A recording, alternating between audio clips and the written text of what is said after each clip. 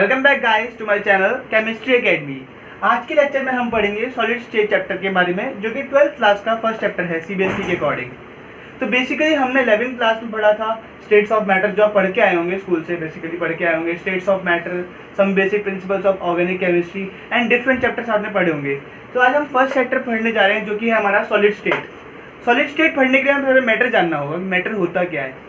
तो मैटर जैसे कि मैं हूँ, ये बोर्ड है, मार्कर है, तो ये सब क्या है, एक मैटर है। एंड जितनी मेरे आसपास सराउंडिंग्स है वो क्या है, एक मैटर है। एंड मैटर की 3 फॉर्म्स होती है, जो कि हम डिस्कस करते हैं। मैटर की 3 फॉर्म्स, मैटर जो क्लासिफाई होता है सॉलिड, किस में होता है, first one is solid and the second one is liquid. ये तो आपको वैसे मालूम ही होगा, 6th 7th 8th क्लास में पढ़ा होगा। And gas, third one is gas. तो सॉलिड जो है इसको हम डिस्कस करेंगे इस चैप्टर में। एंड जो लिक्विड एंड गैस है वो हमने 11th क्लास में पढ़ी थी। तो चैप्टर नेम था हमारा स्टेट्स ऑफ मैटर। क्या था हमारा, स्टेट्स ऑफ मैटर।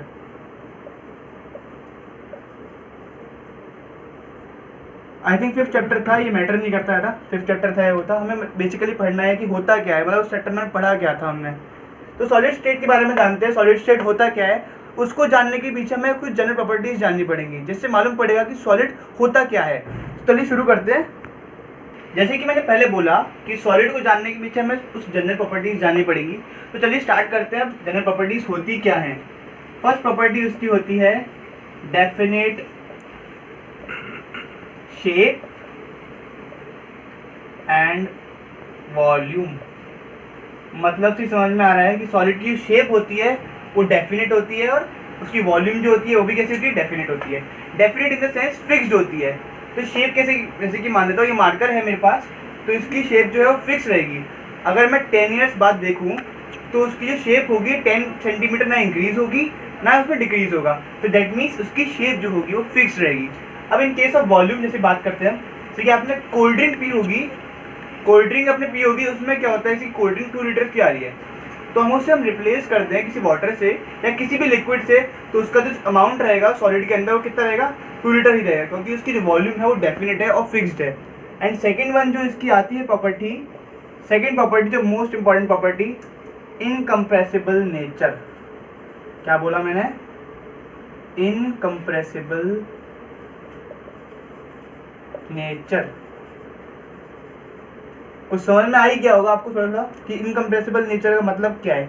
जैसे कि ये मार्कर है मेरे पास, इसको मैंने इधर से पकड़ा, इधर से एंड से पकड़ा, तो इसको अगर मैंने प्रेस करना स्टार्ट किया, कंप्रेस करना स्टार्ट किया, तो ये कंप्रेस नहीं होगा। दैट मीन्स इसकी जो कंप्रेसिबिलिटी है वो 0 है और नो कंप्रेसिबिलिटी है। दैट मीन्स इसका इनकम्प्रेसिबल नेचर जो है वो क्या है, नो कंप्रेसिबल नेचर। क्या है, नो कंप्रेसिबल नेचर।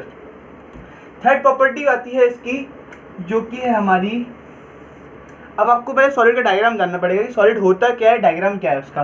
तो चलिए बताता हूँ मैं डायग्राम क्या है उसका। सॉलिड जैसे कि मान लीजिए सॉलिड है एक, क्या है, एक सॉलिड है, इसके पार्टिकल्स कैसे होंगे, पास पास में। अरेंज कर देता हूँ मैं एक बार। अब इसके सॉलिड के जो पार्टिकल्स हैं वो बहुत पास पास में है, तो इसे देख के भी आपको समझ में आ रहा होगा कि मैं किस टॉपिक के बारे में बात करने वाला हूँ। कुछ आइडिया हुआ, नहीं हुआ, चलो बताता हूँ मैं। तो देखिए इसके जो पार्टिकल्स है वो पास पास है, तो न्यूक्लियस टू न्यूक्लियस अगर मैं इसकी डिस्टेंस देखूँ तो इंटरमोलिकुलर डिस्टेंसेस कैसी हो गई, बहुत शॉर्ट हो गई। क्या हो गई इसकी इंटरमोलिकुलर डिस्टेंसेस, बहुत शॉर्ट हो गई। Intermolecular distances are short. ठीक है गाइस, तो ये हमारी 3 प्रॉपर्टीज है। अब 4th प्रॉपर्टी के बारे में डिस्कस करते हैं। सो गाइस हमने 3rd प्रॉपर्टी डिस्कस करी इस डायग्राम के थ्रू, एंड 4th प्रॉपर्टी जो है वो भी इस डायग्राम के थ्रू डिस्कस होगी। चलिए 4th प्रॉपर्टी डिस्कस करते हैं। जैसे कि हमने पता करा कि इसके जो इंटरमोलिकुलर डिस्टेंसेस है इन कंस्टिट्यूएंट पार्टिकल्स के बीच में वो कैसा है, शॉर्ट है। तो देखिए पार्टिकल्स कितने पास पास है, तो इनकी जो फोर्सेस कैसे लग रही होंगी, मतलब फोर्सेस कैसे एक्ट हो रही होंगी, स्ट्रॉन्ग फोर्सेस एक्ट हो रही होंगी। वो डायग्राम देख के समझ जाना चाहिए हमें कि इंटरमोलिकुलर फोर्सेस कैसी है, इसकी स्ट्रॉन्ग है। क्या है, स्ट्रॉन्ग है। ठीक है गाइस, तो फिर प्रॉपर्टी आपको समझ में आई गई होगी वैसे तो। अब जैसे कि फिर एक और एग्जांपल ले लेता हूँ मैं इसके लिए। जैसे कि एक कार है, वो 3 सीटर कार है, एंड उसमें 3 बंदे बैठे हुए हैं एंड 4th बंदा बैठ गया तो कितनी टाइटली पैक्ड और क्लोजली पैक्ड हो जाएगा।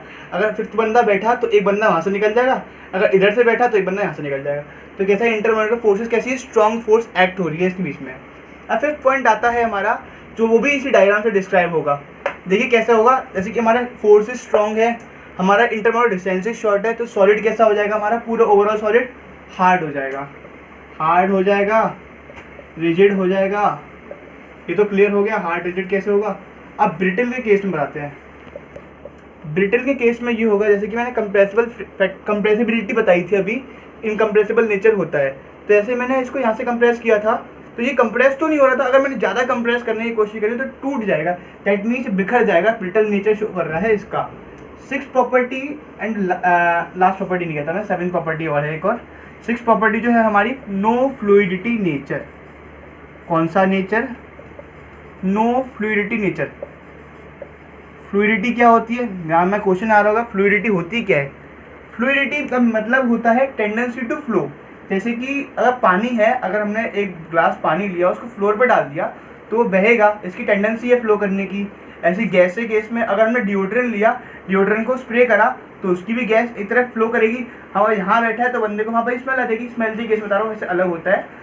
तो उसकी मतलब क्या है? Tendency to flow. But solid के केस में क्या होगा, जैसे कि मैंने मार्कर लिया, मार्कर की डस्टर ले लेता हूँ, डस्टर ले यहाँ पे रख दिया तो ये फ्लो हो रहा है? नहीं हो रहा ना। ये ऐसा तो है नहीं, यहाँ पे रखा मैंने, यहाँ पे आ गया, ऐसा तो नहीं हुआ ना। तो इसकी टेंडेंसी टू फ्लो कितनी है? 0। नो फ्लूइडिटी नेचर शो कर रहा है जो। ठीक है गाइस, समझ में आ गया आपको। अब आते 7th प्रॉपर्टी हमारी। सो गाइस हमने 6 प्रॉपर्टीज हमने डिस्कस कर ली। अब हमारी 7th प्रॉपर्टी आती है जो कि हमारी है, जैसे कि आपको डायग्राम देख के समझ में आ रहा होगा, मोस्टली सारी प्रॉपर्टीज इस डायग्राम पे बेस्ड है। 7th प्रॉपर्टी हमारी है, जैसे कंस्टिट्यूएंट पार्टिकल्स जो हैं वो अपनी जगह पे ही ऑसिलेट कर सकते हैं, क्योंकि इतना हाईली पैक्ड और टाइटली पैक्ड है, क्लोजली पैक्ड, तो ये जो पार्टिकल्स है अपनी जगह पे ही ऑसिलेट कर सकते हैं, अपनी जगह से अलावा फिक्स्ड है, उससे ज़्यादा ऑसिलेट नहीं कर सकते। तो क्या कहा मैंने? Constituent particles can only oscillate about their mean positions और फिक्स पोजीशन। क्या कहा मैंने? समझ में आ गया? वैसे मैंने बताया था, इससे मैंने कहा जो पार्टिकल्स जो हैं वो अपनी जगह पे ही ऑसिलेट कर सकते हैं, अपनी मीन पोजीशन जो उनकी पोजीशन है उसी जगह पर ऑसिलेट कर सकते हैं, उसी जगह पर मतलब ऑसिलेट कर सकते हैं, उससे ज़्यादा नहीं कर सकते। तो ये हमारी 7 प्रॉपर्टीज हो गई। बोर्ड में बेसिकली ये 7 प्रॉपर्टीज ही पूछी जाती हैं। और अब तो हमें मालूम है कि MCQ बेस्ड हमारा आउटपुट क्वेश्चन आने लगे हैं एग्जाम्स में। तो हमारा जो वो होगा, जो क्वेश्चन आएगा वो इसमें बेसिकली आएगा, जैसे कि हमको 7 प्रॉपर्टीज में से कुछ प्रॉपर्टी यदि ये 1 2 3 4 हमारे 4 ऑप्शन हैं, जिसमें 3 प्रॉपर्टी हमारी सॉलिड की है, 4 हमारी लिक्विड की डाल दी। अब हमसे पूछेगा उन ऑप्शन को टिक द करेक्ट करो जो खाली सॉलिड की प्रॉपर्टी है। तो बेसिकली 1 या 2 मार्क्स, 1 मार्क्स के रेस्पेक्ट आएगा का क्वेश्चन इसमें अराइज होगा। इसका क्वेश्चन आएगा 1 और 2 मार्क्स के अलावा इसमें नहीं आएगा। सो गाइस ये थी हमारी प्रॉपर्टीज। एंड अभी आगे आने वाली वीडियो में हम डिस्कस करेंगे क्लासिफिकेशन ऑफ सॉलिड, कोई क्रिस्टलाइन एंड अमॉर्फस सॉलिड्स है। सो गाइस आपको मेरी वीडियो अच्छी लगे तो प्लीज़ लाइक करें, सब्सक्राइब करें, शेयर करें एंड बेल आइकन को प्रेस करें फर्दर वीडियोज़ के लिए। Thank you so much.